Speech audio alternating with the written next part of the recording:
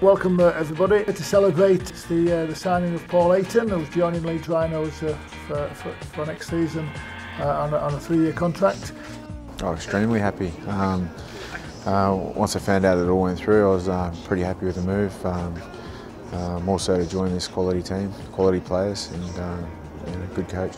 I think if you was to ask any bloke on the street, and you don't have to be a coach to answer this, he's clearly good with the ball. He's clearly sharp out of dummy half and gives his team some offensive momentum. But he's also a very aggressive defender, very tenacious defender, can play long minutes. You know, he's at the right age and it's the right stage of his career to be a bit of a leader as well. So he's got those qualities about him.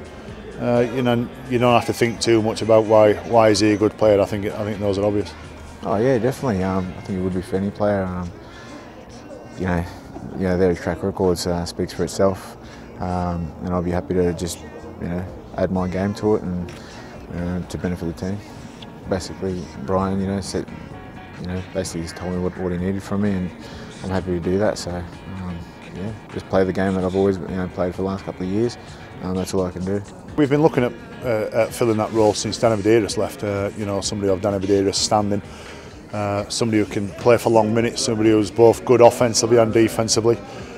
And Paul certainly fills those roles. He's always been a player that while we haven't gone out and aggressively recruiting him, he's always been something that we've looked at as him and about another 30 players who are on a list that an ongoing list that you've always got for players who you would like. In the last couple of years, we've played some real tough games against Wakefield. Won a couple, lost a couple, and within that period, Paul Aiton's always been a top performer there. So when he became available, he was somebody who we thought, yeah, we'll have him.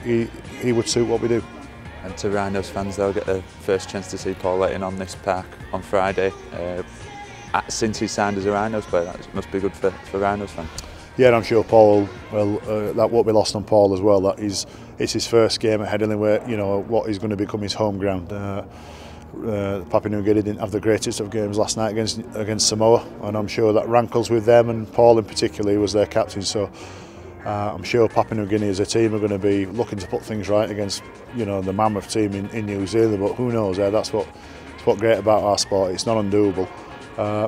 And I just hope everybody gets down to Headingley. It looks like it's going to be a bumper crowd as it is, and there's no better place to watch live sport than at Headingley Carnegie.